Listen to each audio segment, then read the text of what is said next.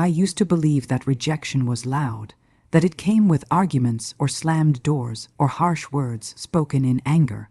I believed it would announce itself clearly so I could understand what was happening.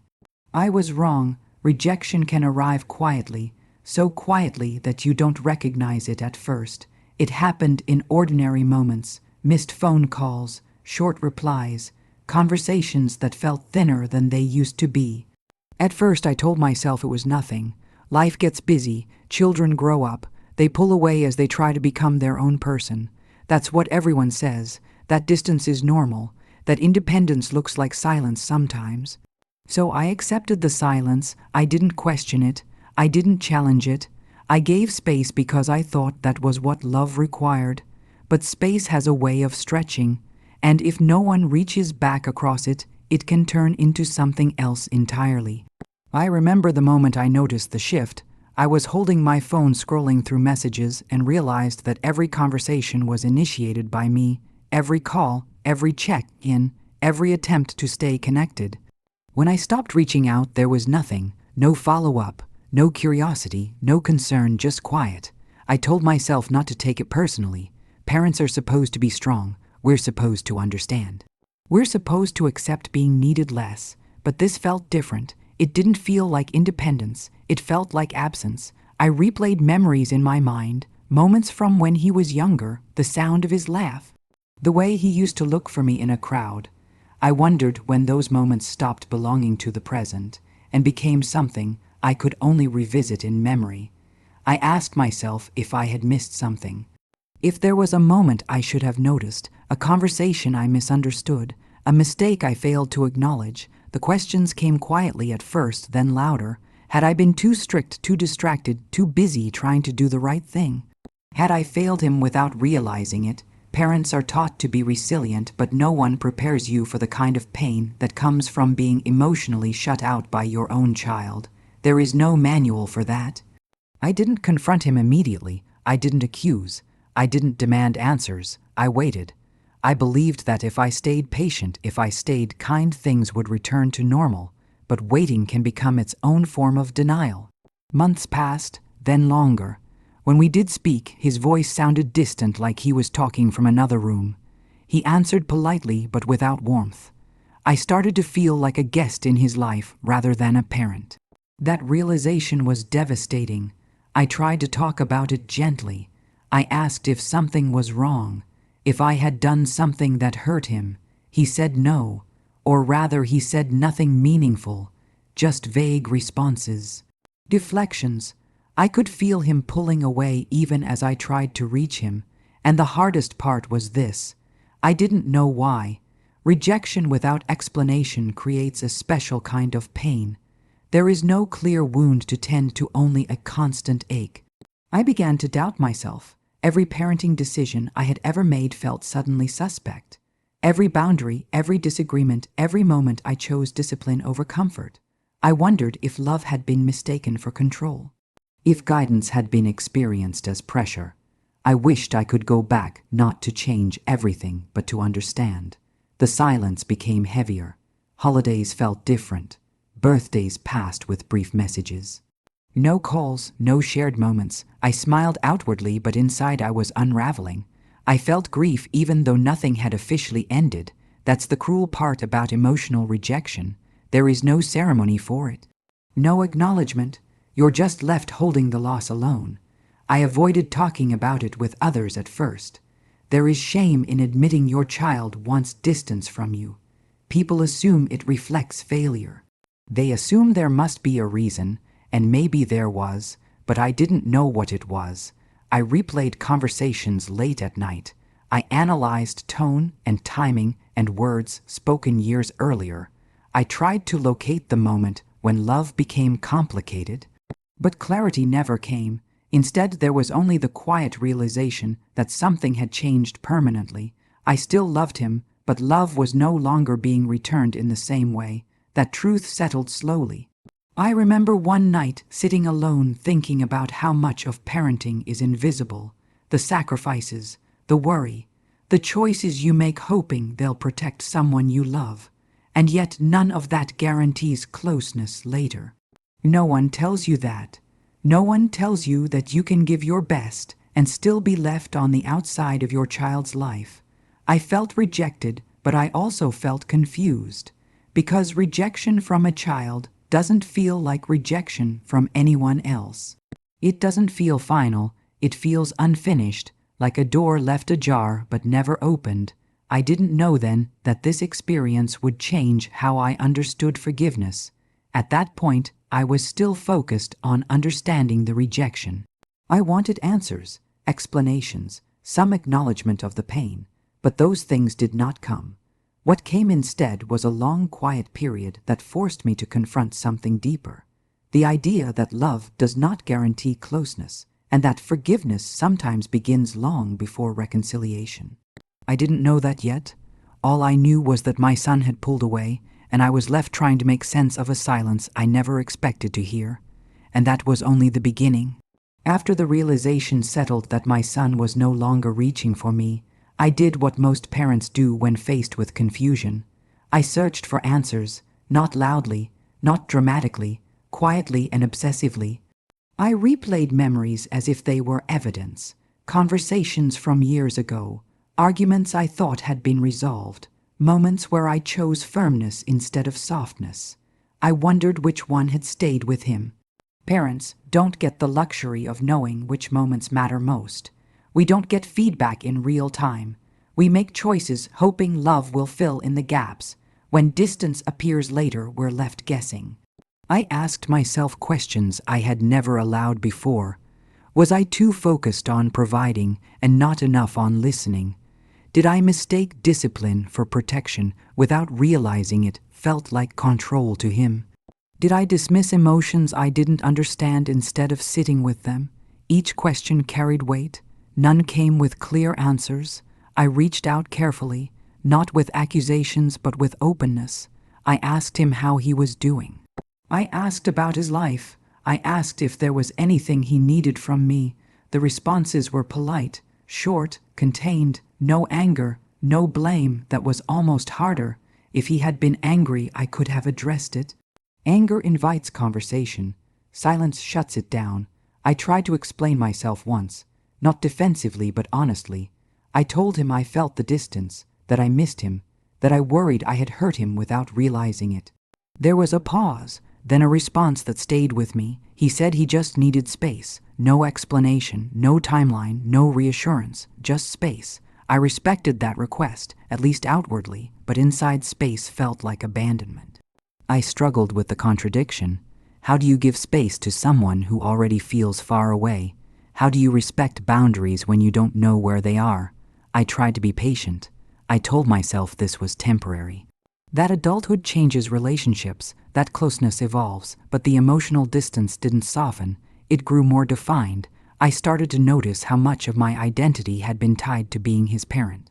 Not in an unhealthy way, but in a foundational one. Parenthood shapes how you see yourself, how you measure purpose, how you define success. When that connection weakens, it shakes something deep. I didn't talk about it much. There's a quiet isolation that comes with this kind of pain. Friends don't know what to say. Advice often sounds dismissive. Give it time. Kids come back eventually. He's probably just busy. Those words didn't help. Because time wasn't bringing closeness. It was creating distance. I started to grieve without knowing what I was grieving. Not a death, not a breakup, something more confusing. The loss of a relationship that still technically existed. I felt invisible in his life. I saw glimpses of his world through others. Photos posted, stories shared secondhand. I wasn't excluded intentionally. I was simply no longer central. That realization hurt more than rejection ever could. Rejection at least acknowledges your presence. This felt like erasure. I questioned whether I had the right to feel this way. Parents are supposed to be selfless. We're supposed to let go. But letting go doesn't mean pretending it doesn't hurt. I oscillated between self-blame and self-defense. Some days I convinced myself I had failed. Other days I reminded myself I had done my best. The truth lived somewhere in between. I thought about the expectations we place on parent-child relationships. We assume love is unconditional, but we forget that understanding is not automatic. Children experience parents differently than parents experience children. We remember intentions, they remember impact. That thought unsettled me because it meant I could have caused pain unintentionally and never known. I wanted to ask him directly, but I was afraid. Afraid of hearing words I wasn't ready to face. Afraid of confirming my worst fears. So I stayed quiet, and in that quiet resentment tried to grow. Not toward him, but toward myself. I questioned whether forgiveness would ever be relevant.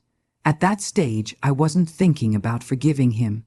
I was thinking about whether I needed forgiveness myself. That was the first shift. I realized that rejection forces self-reflection, whether you want it or not. It strips away certainty. It makes you confront uncomfortable truths about control, about expectations, about love, that doesn't always land the way you hope. I began to see that my pain wasn't only about losing connection. It was about losing clarity. I didn't know where I stood, and not knowing is exhausting.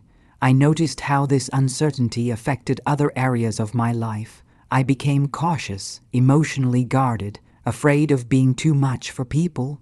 If my own child could step away, what did that say about my presence in others' lives? That thought lingered. I realized how deeply rejection can reshape your self-image. It doesn't just hurt your heart.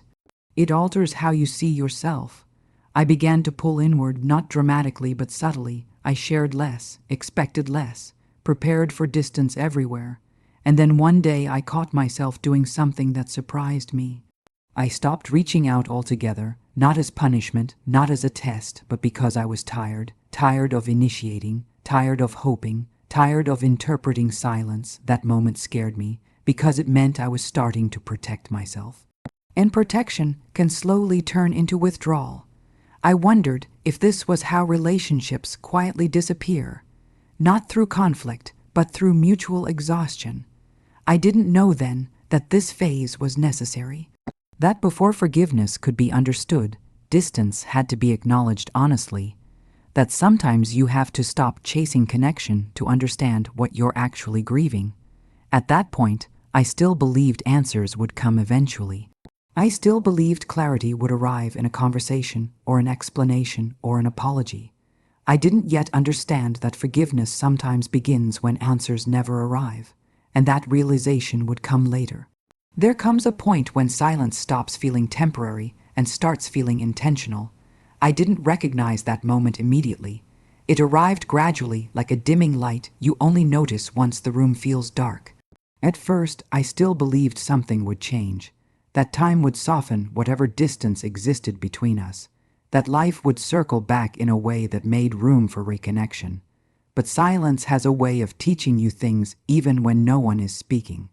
I began to notice patterns. Weeks would pass without a word, then months. When communication did happen, it was functional, necessary, never emotional, never curious, never personal. I started to understand that this wasn't confusion on his part. It was a choice. That realization hurt in a different way. Confusion invites patience. Choice demands acceptance. I didn't want to accept it. I wanted to believe there was something I could still fix, something I could say, something I could do differently. But every attempt felt like pushing against a closed door. I thought about how often parents are told to respect their children's autonomy, to let them define the relationship on their own terms. That advice sounds reasonable until you're living it. Because autonomy can look a lot like exclusion when you're on the receiving end. I struggled with guilt, not just about the past, but about the present. Was I wrong to want more? Was I selfish for feeling hurt? Was I making this about myself when it wasn't? I questioned my emotions constantly. I told myself that love means letting go, that holding on too tightly would only push him further away. So I loosened my grip. I stopped checking in as often, stopped asking questions that weren't answered anyway, stopped expressing how much I missed him. I told myself this was healthy, but there was a cost. Each step back felt like another thread being cut. I noticed how holidays passed differently. I used to look forward to them with anticipation. Now they arrived with quiet dread, not because of loneliness, but because of absence, the absence of shared memories being created. The absence of small moments that make life feel connected. I smiled through gatherings, answered questions vaguely. People don't know how to respond to this kind of loss. It makes them uncomfortable. So I learned to minimize it. Inside, I carried a growing grief that had nowhere to land. I began to wonder if my son saw the situation differently. Maybe he felt justified. Maybe he felt relieved. Maybe he didn't think about it at all. That thought was painful, to realize that something consuming your emotional world might barely register in someone else's. I reflected on my own upbringing, on the distance between generations, on the things my parents didn't understand about me. I wondered if I had become what I once struggled against without realizing it. That possibility haunted me, but reflection without feedback is dangerous. It can turn into self-blame even when responsibility is shared. I started to feel a quiet resentment building, not loud, not angry, but heavy. Resentment born from unanswered questions. I resented being shut out without explanation. I resented carrying all the emotional weight alone. I resented that love didn't seem to count for anything. That resentment scared me, because resentment toward a child feels wrong, unacceptable, so I pushed it down. But suppressed emotions don't disappear. They find other ways to express themselves. I became irritable, withdrawn, easily overwhelmed. I didn't connect it immediately, but eventually I realized this unresolved pain was spilling into other parts of my life. I was carrying rejection everywhere I went. I started to fear abandonment more broadly. I questioned my worth in subtle ways. If my own child could walk away, what did that say about me? That thought crept in quietly but persistently. I tried therapy, not because I thought something was wrong with me, but because I needed somewhere to speak freely, someone who wouldn't minimize the pain or rush me toward acceptance. Therapy gave me language. It helped me understand that rejection doesn't have to be intentional to be real, that impact matters even when intent is unclear, that understanding helped but it didn't resolve the ache. I realized something important during that time. I was waiting for my son to change, waiting for an explanation, waiting for permission to heal, and waiting was keeping me stuck. I hadn't yet reached the point of forgiveness because I didn't even know what I was forgiving. Was I forgiving him for distance or myself for perceived failure? That question stayed with me. I began to see that forgiveness might not look like a conversation. It might not come with clarity or closure. It might begin internally long before anything external shifts, but I wasn't ready for that yet. I still wanted answers. I still wanted acknowledgement. I still wanted him to see my pain. One evening, I found myself sitting alone thinking about how parenthood teaches you to love without guarantees. You give without knowing what will be returned. You invest without certainty. That's part of the deal. But no one tells you how to grieve when the return never comes. I realized that I had been holding onto an image of what our relationship was supposed to be. And that image was preventing me from accepting what it actually was. Acceptance doesn't mean approval. It means seeing clearly, and clarity was coming slowly, painfully. I was beginning to understand that my son's rejection was not something I could fix or force or reason away. It was something I would have to live alongside. That realization marked a shift, not toward peace but toward honesty. I was no longer pretending this was a phase. I was acknowledging it as a reality. And with that acknowledgement came a new question. If this is how things are, how do I move forward without becoming bitter? That question would lead me toward forgiveness, but not in the way I expected. Not as a gesture toward him, but as a necessity for myself. That understanding was still forming, but the silence had already taught me something essential. That unanswered pain will shape you whether you face it or not. And I was ready slowly to face it. There is a moment that comes after prolonged pain when effort quietly turns into exhaustion. It isn't dramatic. It doesn't arrive with a decision or a declaration. It arrives when you realize you no longer have the energy to keep reaching into silence. That moment came for me one ordinary morning. I was standing in the kitchen thinking about whether I should send another message, another check-in, another reminder that I was still here. And I felt nothing. No urgency, no hope, no fear, just stillness. That absence of feeling startled me more than the rejection ever had. because it meant something inside me had shifted. For a long time, my attention had been focused outward. On his behavior, his distance, his silence, I had been measuring my emotional state by what he did or didn't do, and suddenly I wasn't. My attention turned inward almost without my permission. I began to notice how tired I was. Not physically, but emotionally, tired of questioning my worth, tired of analyzing the past, tired of holding space for a relationship that felt one-sided. I realized that chasing connection had become a form of self-neglect. I wasn't honoring my own pain. I was overriding it in the name of being a good parent. But there is a difference between patience and erasure, and I had crossed that line without realizing it. I began to ask myself a different set of questions. Not why is he doing this or what did I do wrong, but what do I need now and what am I allowed to feel? Those questions felt unfamiliar.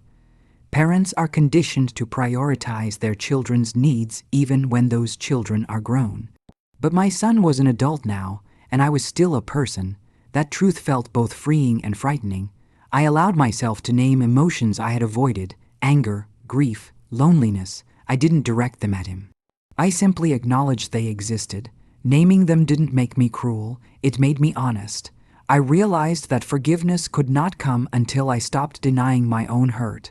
Forgiveness that skips honesty turns into resentment. I had been trying to forgive prematurely without acknowledging what I was forgiving. That never works, so I paused. I stopped initiating contact, not as a punishment, not as a test, but as a boundary. I needed to know who I was without constantly reaching for someone who wasn't reaching back. That space was uncomfortable at first. Silence without effort feels different when it's chosen. I noticed my anxiety spike briefly. What if he thought I didn't care? What if this made things worse? What if I was confirming his decision to pull away? Those fears surfaced quickly. Then slowly they softened, because I realized something important. If a relationship can only exist when one person does all the emotional work, then it isn't a relationship. It's a pursuit, and I was tired of pursuing. I focused on rebuilding parts of my life I had neglected. Friendships, routines, small joys that had nothing to do with waiting. At first it felt wrong, like I was betraying my role as a parent by not centering my child emotionally. But over time it felt necessary. I was learning how to live without placing my worth in his responsiveness. That shift didn't mean I stopped loving him. Love doesn't disappear because you stop chasing. It simply becomes quieter and more contained. I noticed how much space grief had taken up in my life, how it had crowded out peace. By stepping back, I was giving myself room to breathe again. There were moments of guilt, moments where I questioned whether this was selfish. But guilt often appears when you begin honoring yourself after a long period of self-sacrifice. I learned not to let guilt guide me. I reminded myself that boundaries are not abandonment. They are self-preservation. I also realized something else. I had been waiting for forgiveness to fix the pain, as if forgiving him would magically restore peace. But forgiveness doesn't work that way. Forgiveness is not an eraser. It doesn't undo loss. It simply changes how you carry it. And before I could carry it differently, I needed to feel it fully. I let myself grieve, not publicly, not dramatically, privately, honestly. I grieved the relationship I thought we would have, the future I imagined, the assumption that love alone would keep us close. Grief doesn't mean you've lost hope. It means you're acknowledging reality. That acknowledgement was painful but grounding. I stopped expecting clarity from him. I stopped expecting answers. I began to accept that I might never fully understand his perspective, and acceptance doesn't mean agreement. It means releasing the need to know in order to move forward. That was the beginning of forgiveness, even though I didn't recognize it at the time. Forgiveness wasn't about him apologizing. It wasn't about reconciliation. It was about letting go of the belief that my peace depended on his choices. That realization was subtle but profound. I noticed a change in how I spoke about him internally. The sharpness softened. Not because the pain was gone, but because it no longer dominated my thoughts. I still missed him, still wished for closeness, but I wasn't drowning in it anymore. I realized that loving someone sometimes means loving them from a distance without expectation. That kind of love is quiet and heavy and deeply humbling. I also realized that forgiveness is not a single moment. It's a process, one that begins not with absolution but with honesty. And I was finally being honest with myself, about my limits, about my needs, about my pain. That honesty was changing me. I didn't know yet where it would lead, but for the first time since the rejection began, I felt something new. Not relief, not happiness, but steadiness. And that steadiness told me I was finally moving forward instead of waiting to be pulled back. I used to believe forgiveness was something dramatic, a moment, a decision, a sentence you say out loud and suddenly feel lighter. That belief stayed with me for a long time. I thought forgiveness would arrive when the pain became unbearable, or when enough time passed, or when something meaningful was said between us. What I learned instead is that forgiveness does not arrive on schedule, and it does not announce itself. It arrives quietly, almost unnoticed, after you stop demanding it solve everything. At first, I wasn't trying to forgive my son. I was trying to survive the distance without losing myself. Forgiveness felt too big, too final, too generous for pain that still felt unresolved. I worried that forgiving him meant excusing the hurt, that it meant minimizing what his rejection had done to me. I wasn't ready for that. So I didn't chase forgiveness. I focused on something smaller and more honest. I focused on understanding my own reactions. I noticed how easily my thoughts returned to the same questions. What did I miss? What could I have done differently? Why wasn't my love enough? Those questions replayed quietly, especially at night. I realized those questions were not about him anymore. They were about control. They were my mind's attempt to make sense of something that felt random and deeply personal. If I could find the reason, then maybe I could prevent the pain from happening again. That realization changed how I approached forgiveness. Forgiveness was not about him. It was about releasing my need to control the narrative. I began to accept that I might never have answers that felt satisfying. That acceptance was not peaceful at first. It was frustrating. There is something deeply uncomfortable about admitting you may never fully understand why someone you love chose distance. But understanding is not a requirement for forgiveness. That idea took time to settle. I started to notice moments when my anger softened without effort. Small moments. I would remember something from his childhood, and instead of sadness there would be warmth. I would hear his name, and instead of tension there would be a quiet ache. Those shifts were subtle but important. They told me forgiveness was happening even though I wasn't forcing it. I also noticed that my internal language changed. I stopped referring to him as someone who abandoned me. I began thinking of him as someone who was carrying his own pain, even if I didn't know its shape. That change didn't excuse his behavior. It contextualized it. Context creates compassion. Compassion creates space. That space allowed forgiveness to grow naturally. There were setbacks, days when anger returned unexpectedly, moments when resentment resurfaced. Forgiveness is not linear. It moves forward, then sideways, then backward, then forward again. I learned to let those fluctuations exist without judgment. I stopped telling myself I should be further along. Healing doesn't respond well to pressure. I also learned something surprising. Forgiveness did not make me weaker. It made me clearer. As resentment faded, I could see my own boundaries more sharply. I no longer felt obligated to accept whatever version of connection he might offer someday. Forgiveness didn't mean open access to my heart. It meant I was no longer poisoning myself with unresolved anger. That distinction mattered. I began to understand that forgiveness is not reconciliation. Reconciliation requires participation from both sides. Forgiveness does not. Forgiveness is an internal decision to stop carrying pain in a way that harms you. That realization freed me. I could forgive him without knowing if we would ever be close again. That was a hard truth, but a necessary one. I thought about how many parents live quietly with similar losses. Children who move away emotionally for reasons that remain unclear. Parents rarely talk about that kind of grief. It doesn't fit the traditional narrative of loss. There is no ceremony, no public acknowledgement, but the pain is real. Understanding that helped me forgive myself as well. I forgave myself for not being perfect, for not knowing what I didn't know, for expecting love to be enough. Self-forgiveness turned out to be the missing piece.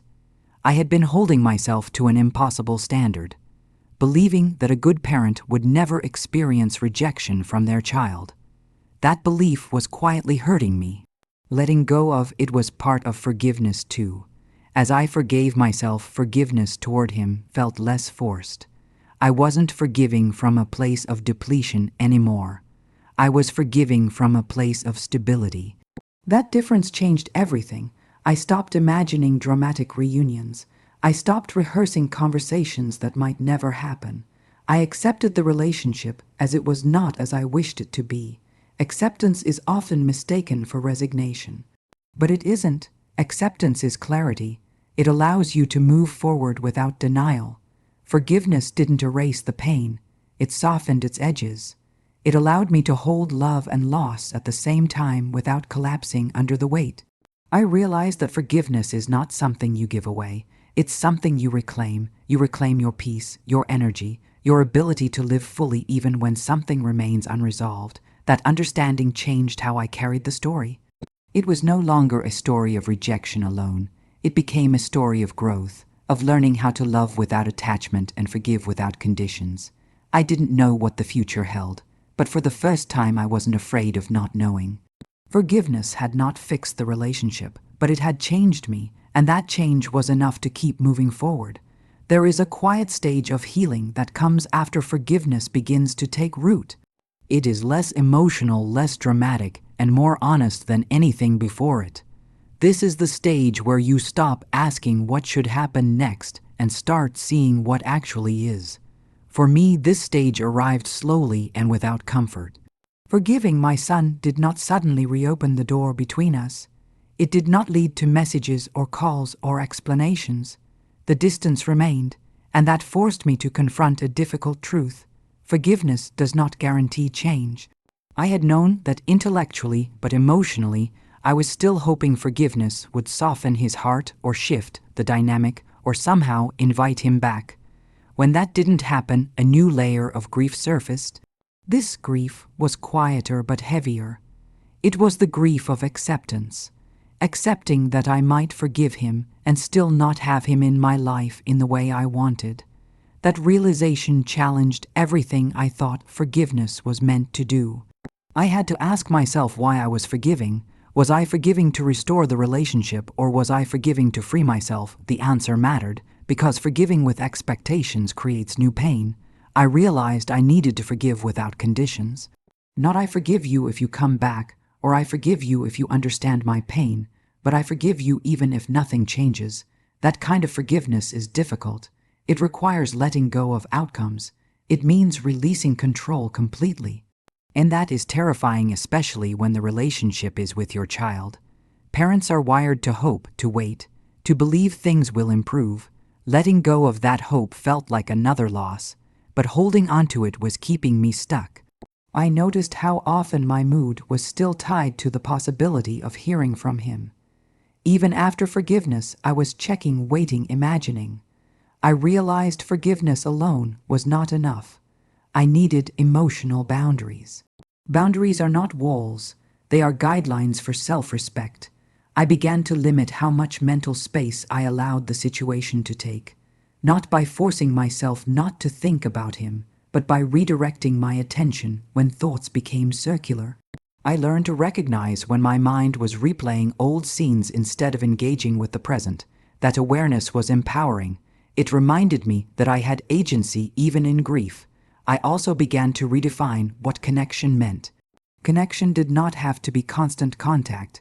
It did not have to be visible. I allowed myself to hold him in my heart without needing proof of his presence. That shift reduced the pain. It didn't eliminate it, but it made it manageable. I also noticed something else. As I stopped centering my life around the absence, other parts of me began to surface again. Interests I had forgotten, strengths I had neglected, relationships that had been quietly waiting for my attention. Loss narrows your world, healing expands it again. I didn't replace my son emotionally, no one can, but I stopped letting his absence define every moment. That was an important distinction. Forgiveness gave me permission to build a full life even with an open wound. And that felt like progress. I began to reflect on my identity as a parent. I had believed that my success as a parent depended on my child's closeness. That belief was deeply ingrained. Letting go of it felt like redefining myself. I had to accept that parenting does not end with adulthood, but it does change, and sometimes it changes in ways you don't choose. That acceptance was humbling. I stopped measuring my worth by his behavior. I reminded myself that relationships involve two people with separate experiences and perceptions. I could only own my side. That realization brought peace. Not closure, but peace. I also learned that forgiveness does not erase accountability. I could forgive and still acknowledge that his rejection hurt deeply. I didn't need to minimize that truth to move forward. Forgiveness does not require forgetting. It requires understanding that holding on to pain does not punish the other person, it only exhausts you. I noticed that my thoughts about him became more neutral, less charged. That neutrality felt strange at first, almost like emotional distance, but it was actually balance. I could think about him without spiraling. I could miss him without collapsing. That was growth. I also began to imagine the future differently, not in terms of reunion, but in terms of resilience. I asked myself, how do I want to live even if this remains unresolved? That question shifted everything. I stopped waiting for permission to be okay. I stopped postponing joy until circumstances changed. That was not easy. There were moments of guilt when I felt happiness. Moments where joy felt like betrayal, but joy is not disloyalty, it is survival. I learned to allow it. Forgiveness had made room for a new way of living, not free of pain but not defined by it. I understood then that forgiveness is not the end of the story. It is the foundation for whatever comes next, whether that is reconnection or continued distance or something in between. Forgiveness gave me strength to face all possibilities without fear, and that strength was something I had not expected. I was no longer waiting, I was living, and that was the quiet victory of forgiveness. There is a specific kind of pain that comes from unanswered questions. It is not sharp. It does not arrive all at once. It lingers, it settles quietly into your thoughts and shows up when you least expect it. For a long time, I believed that if I could just understand why my son rejected me, everything would feel different. If I knew what I had done wrong, or what moment changed everything, or what I failed to see, then maybe the pain would soften. But time passed and answers never came. And slowly, I began to understand that some answers are not owed to us even when the pain feels undeserved. That realization was one of the hardest parts of this journey. I had to accept that closure might never come in the form of an explanation. There would be no final conversation, no clarity, no moment where everything suddenly made sense. At first, that felt unbearable. I was raised to believe that problems are solved through communication, that misunderstandings can be cleared if people are willing to talk, but this situation challenged that belief. Because communication requires willingness on both sides, and I could not force him to speak any more than I could force him to stay. Learning to live without answers required a different kind of strength. It required me to sit with uncertainty without letting it consume me. I noticed how often my mind returned to the past, searching for clues, replaying conversations, analyzing tone, questioning moments that once felt ordinary. That mental loop was exhausting, and it wasn't helping me heal. I realized that my search for answers was actually a search for reassurance. I wanted confirmation that I wasn't unlovable, that I hadn't failed completely, that this rejection didn't define me. But reassurance doesn't always come from others. Sometimes it has to come from within. I began practicing something that felt unnatural at first. I stopped asking why. Instead, I asked how. How do I move forward without understanding? How do I live well even when this remains unresolved? How do I hold love and pain without letting either control me? Those questions were more productive. They shifted my focus from the past to the present. I learned that unanswered questions do not mean unanswered worth. My value as a parent and as a person did not disappear because someone chose distance. That was a hard lesson, but a necessary one. I also had to confront something uncomfortable. I had tied my identity too closely to my role as a mother. When my son rejected me, it felt like a rejection of my entire self. Letting go of answers meant redefining who I was outside of that relationship. That process was slow and sometimes painful, but it was also freeing. I began to reconnect with parts of myself that had been dormant, parts that existed before motherhood and would exist beyond it. I found strength there. I also learned to trust my own memory. I stopped doubting every choice I had made. I reminded myself that parenting is imperfect by nature, that love does not guarantee closeness, that effort does not guarantee outcome. That acceptance allowed me to stop rewriting my past as a series of failures. I acknowledged my mistakes without letting them erase everything good. Living without answers also changed how I thought about forgiveness. I realized that forgiveness does not require understanding. You do not have to know why someone hurt you in order to let go of resentment. You only have to know that carrying anger forever will not protect you. I stopped waiting for explanations and started trusting my resilience. I also learned to sit with silence without interpreting it. Silence no longer meant rejection or punishment or judgment. Sometimes silence simply meant distance. And distance did not have to define my emotional state. That shift was subtle but powerful. I noticed that my days became lighter, not because the pain disappeared, but because it no longer dictated my thoughts. I was present again. I could enjoy moments without guilt. I could plan for the future without waiting for something to change. Living without answers did not mean giving up hope. It meant letting go of expectation. Hope without expectation is gentler. It does not demand outcomes. It simply allows possibility. I learned to hold that kind of hope, quietly, without pressure. If reconciliation ever came, I would meet it with openness. If it didn't, I would still be whole. That realization brought a deep sense of peace, not happiness, not relief, peace, and peace was enough. I understood then that healing does not come from knowing everything. It comes from accepting what you cannot change and choosing to live fully anyway. That choice was the most important one I had made. There is a stage of healing that few people talk about. It comes after the tears slow down, after the anger loses its sharp edge, after acceptance begins to feel real. It is the stage where you realize forgiveness may never lead to reconnection, and you must decide whether forgiveness still matters. For a long time, I believed forgiveness was meant to restore something. A relationship, a bond, a sense of normal. But eventually, I understood that forgiveness does not promise reunion. It promises freedom. That distinction took time to sink in. I had already forgiven my son internally. I no longer carried resentment. I no longer replayed every moment with bitterness, but there was still a quiet expectation buried deep inside me, a belief that forgiveness would somehow open a door.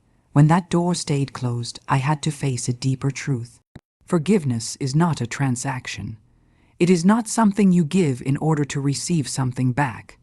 It is something you choose so that your heart does not remain locked in the past. Letting go of the hope of reconnection was painful in a new way.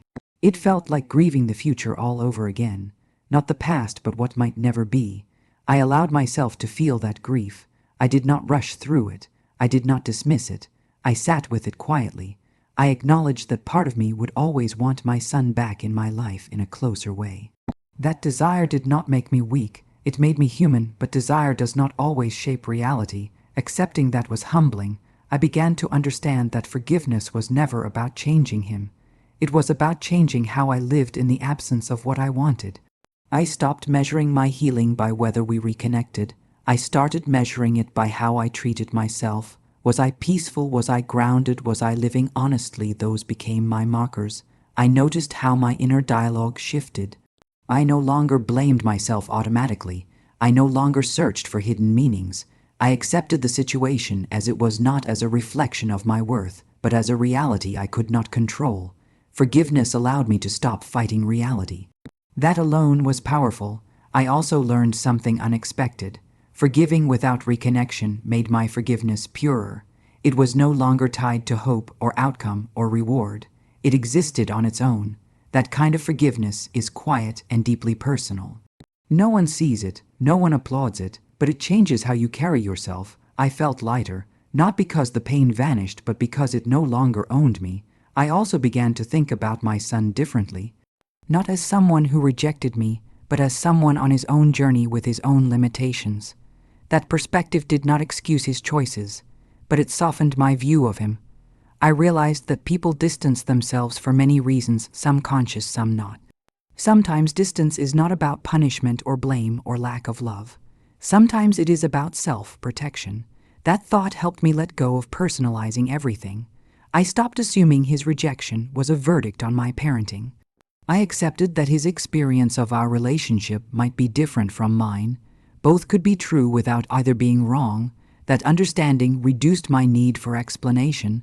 I also noticed that forgiveness without reconnection required strong boundaries. I could forgive him without reopening wounds. I could love him without inviting harm. I learned that boundaries are an extension of forgiveness, not a contradiction. Forgiveness says I release resentment. Boundaries say I honor myself. Both are necessary. I stopped waiting for him emotionally, not in a bitter way, but in a realistic one. I allowed my life to move forward. I made plans. I built routines. I invested in relationships that were present and mutual. I did not replace my son, but I stopped living in pause. That shift felt like reclaiming time that grief had stolen quietly. I also noticed a change in how I spoke about forgiveness. I no longer described it as something noble or difficult. I described it as necessary for peace, necessary for growth, necessary for survival. Forgiveness was not a gift to him. It was a gift to myself. I also forgave life for not turning out the way I expected, for not rewarding effort with certainty, for reminding me that love does not guarantee outcome. That forgiveness was subtle but important. It allowed me to stop resisting what was. I learned that reconciliation is a possibility, not a promise, and forgiveness must not depend on possibility. It must stand alone. That understanding changed everything. I no longer felt incomplete. I felt whole even with unanswered questions, even with distance, even with longing. Wholeness does not mean absence of pain. It means the pain no longer defines you. Forgiving without reconnection was the final test of my healing. And it taught me something profound. Love does not disappear because someone leaves. It simply changes form, and sometimes the bravest thing you can do is let love exist without attachment, without expectation, without demand. That kind of love is quiet and enduring, and it allowed me to finally feel at peace. There is a moment in long grief when you realize you are no longer surviving, you are living. That moment does not arrive suddenly. It does not announce itself. It reveals itself slowly through small changes in how you move through the world. For me, that realization came one afternoon when I noticed that an entire day had passed without my thoughts circling back to my son. Not because I had forgotten him, but because life had gently filled the space again. That moment surprised me. For so long, his absence had been the background noise of my life, a constant hum beneath everything else. And suddenly it wasn't. That did not mean the pain was gone. It meant the pain no longer controlled me. I began to recognize a new kind of strength forming inside me, not the strength of endurance, but the strength of acceptance. I had accepted that my life could still be meaningful even with this fracture. That acceptance changed how I carried myself. I was softer with others, more patient, more present. Loss has a way of reshaping you if you let it. It strips away illusions and leaves behind what truly matters.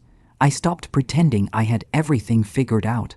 I stopped trying to present strength as perfection. Instead, I allowed myself to be honest. About grief, about love, about uncertainty. That honesty deepened my relationships. People sensed it. They opened up more. They trusted me with their own pain. I realized that suffering had expanded my capacity for compassion. I could sit with someone else's grief without trying to fix it, because I knew some pain is not meant to be fixed. It is meant to be witnessed. That understanding felt like a gift born from loss. I also noticed how forgiveness had changed my inner world. My thoughts were quieter, less reactive. I no longer replayed imagined conversations. I no longer rehearsed explanations. I was grounded in the present. That grounding felt stable. I learned to trust my emotional resilience. I had survived something I once thought would destroy me. That realization gave me confidence. Not arrogance, but quiet confidence. The kind that comes from knowing you can endure uncertainty and still live fully. I began to see my story differently. It was no longer a story of rejection alone. It was a story of transformation, of learning how to love without control, of learning how to forgive without outcome, of learning how to live without answers. Those lessons did not come easily. They came through nights of grief and days of silence and moments of doubt. But they stayed, they shaped me. I also noticed that my view of forgiveness had matured. I no longer saw forgiveness as a moral obligation. I saw it as an emotional necessity. Not forgiving would have kept me tethered to a moment I could not change. Forgiving allowed me to move forward without dragging the past behind me. I did not forget what happened. I integrated it. Integration is different from erasure. It means the experience becomes part of you without defining you. That integration brought peace. I stopped asking myself what this experience meant about me. I started asking how I wanted to live because of it. That shift was empowering. I chose to live with openness, with empathy, with humility. I chose not to harden. That choice mattered. Pain can make you close off, or it can make you deeper. I chose depth. I also learned to accept joy again. At first, joy felt unfamiliar, almost uncomfortable. There was a part of me that believed happiness meant forgetting. But happiness does not erase love. And it does not erase loss. It simply means you are allowing life to move forward. I allowed myself to laugh again without guilt, to plan again without hesitation, to imagine a future that was not defined by what was missing. That was not easy, but it was necessary. I also learned to hold space for the possibility of reconnection without letting it control me. If my son ever returned, I would meet him with openness and clarity and boundaries. If he did not, I would still be whole. That realization removed fear. I was no longer waiting, I was living. The quiet strength that emerged was not loud or dramatic. It showed up in my calm, in my steadiness, in my ability to sit with discomfort without needing to escape it. That strength was earned, and it was mine. I understood then that forgiveness had not changed my son. It had changed me, and that change was enough. There is a point in every long emotional journey when you stop asking what you lost and start noticing what remains. That realization did not come all at once. It arrived quietly over time through ordinary days that no longer felt heavy. I did not wake up one morning healed. I woke up present, and presence was something I had not felt in a long time. For years my attention had lived in two places, the past and the imagined future. The past where I replayed memories searching for meaning, and the future where I imagined reconciliation or final conversations or explanations that never came. Forgiveness slowly pulled me back into the present. And in the present I found myself, not the version of me defined by loss, but the version shaped by it. I noticed how my priorities had changed. I no longer rushed through moments assuming there would always be more time. I listened more carefully. I spoke more honestly. I valued emotional safety over approval. Loss has a way of clarifying what truly matters. I learned that love does not require possession, that you can love deeply without being close. That love is not measured by access, but by intention. That truth changed how I understood relationships. I stopped equating closeness with success. I stopped measuring love by outcome. Some relationships end without ending love. That does not make them failures. It makes them human. Forgiveness helped me understand that. I also learned that grief does not disappear. It transforms. It becomes quieter, more integrated, less consuming. There are still moments when something reminds me of my son, and a wave of sadness passes through me, but it no longer knocks me down. It passes, and I remain standing. That is what healing looks like. Not absence of pain, but resilience within it. I learned that forgiveness is not a finish line. It is a way of living. It shows up in how you speak to yourself, in how you respond to disappointment, in how you treat others when they fall short. Forgiveness made me gentler but also stronger. I no longer tolerate emotional harm in the name of love. I no longer abandon myself to maintain connection. That balance was hard-earned. I learned that boundaries are not barriers to love. They are expressions of self-respect. Forgiveness allowed me to hold boundaries without bitterness. That was a powerful shift. I also learned to forgive life itself for not being fair, for not rewarding effort with certainty, for reminding me that love does not guarantee permanence. Forgiving life meant releasing the belief that things should have turned out differently. Acceptance does not mean approval, it means peace, and peace was what forgiveness ultimately gave me. I stopped asking why this happened to me. I started asking how I wanted to live because it happened. That question changed everything. I chose to live with openness instead of fear. I chose to love without attachment. I chose to trust myself instead of chasing validation. Those choices were not dramatic. They were quiet and consistent, and they rebuilt my life. I learned that forgiveness does not erase the story. It rewrites how you carry it. My story will always include a chapter of rejection, but it also includes chapters of growth, clarity, and deep inner strength. I no longer see myself as someone who was abandoned. I see myself as someone who learned how to stand without leaning. That shift in perspective was everything. If my son ever returns, I will meet him with honesty and compassion and boundaries. If he does not, I will still live a full, meaningful, connected life. That knowledge is my closure. Forgiveness taught me that I do not need permission to be whole. I do not need explanations to move forward. I do not need reconciliation to live with peace. I needed honesty. I needed boundaries. I needed self-respect. And I needed time to grieve, time to heal. Time to understand that love does not disappear when someone walks away. It changes form, and sometimes the most profound love is the kind that releases. This journey did not make me hard. It made me real. It made me present. It made me peaceful. And that is what forgiveness left me with.